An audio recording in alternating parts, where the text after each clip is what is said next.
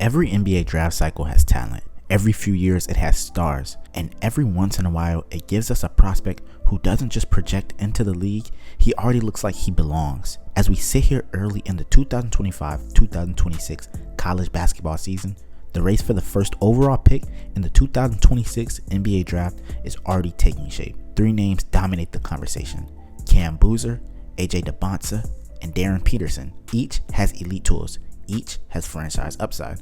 But one of them stands apart. Not because of hype, not because of viral mixtapes, not because of projection, but because when he steps on the floor, the game bends to him. That player is Darryn Peterson. Despite just playing 5 games this season due to hamstring and quad injuries, Peterson has already done something rare in the evaluation draft cycles. He's made scouts confident early, not hopeful, not intrigued, confident. And today, we're breaking down why Darryn Peterson is the most NBA draft prospect in the 2026 draft, how dominant his limited sample has been, and why injuries hasn't slowed down his momentum. They've actually clarified it. Before we get into the numbers, let's define something important.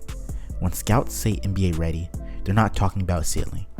They're talking about decision-making speed, physical readiness, shot versatility, defensive awareness, and the ability to impact winning without needing the ball every possession. That's where Darryn Peterson separates himself. Other top prospects in this class may have louder athletic traits or longer developmental timelines. Peterson doesn't need years. He doesn't need system protection. He looks like a player who could step into the NBA tomorrow. And that matters, especially in a league where rebuilding teams want immediate competency, not just potential. Let's talk about the elephant in the room. Darryn Peterson has played 5 games this season. Hamstring injury, quad injury, and carefully managed minutes. Normally, that's a red flag. But when you break down how he's played in those 5 games, it becomes clear why scouts aren't panicking. So far in the season, Peterson is averaging 20 points per game, 50% from the field, 44% from 3, over 80% from the free throw line, 4 rebounds, and over 3 assists per game. These are not freshman adjusting numbers. These are professional shot profile numbers. And most importantly, he's doing this without dominating the ball. Yes, the season sample is small. Peterson has played just 5 games due to a combination of injuries, with his minutes being carefully managed. But here's the key point. When he's played, there has been no rust. Those aren't volume chucking numbers. Those are elite efficiency indicators. Even more telling, he's doing it without manipulating the ball and without forcing isolation possessions, without shot hunting. That's not just talent, that's feel for the game. The single biggest reason why Peterson feels like an NBA ready player is because of his shot profile. He doesn't rely on one type of look. He doesn't need rhythm dribbles. He doesn't need a green light to be effective. Peterson scores off the catch, off the movement, off 1 or 2 dribbles in late clock situations. That versatility matters in the NBA, where defensive schemes are designed to take away first options.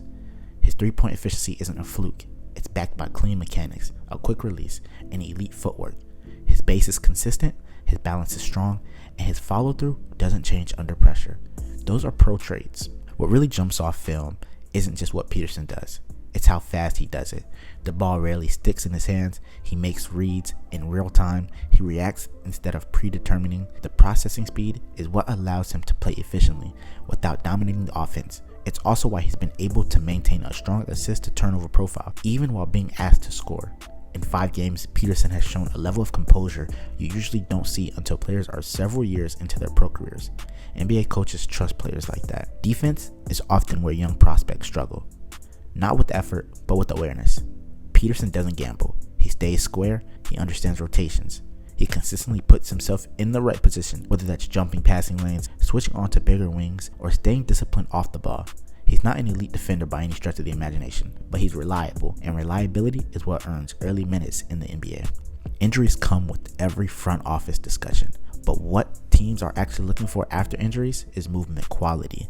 Peterson hasn't lost lift. He hasn't altered his mechanics. He hasn't changed his gait. His game is built on balance, footwork, and timing, not raw explosion. That matters long term. If anything, the limited games have reinforced how sustainable his style is. Other prospects in this class may have louder tools, more length, more vertical pop, more viral moments. But Peterson fits every system.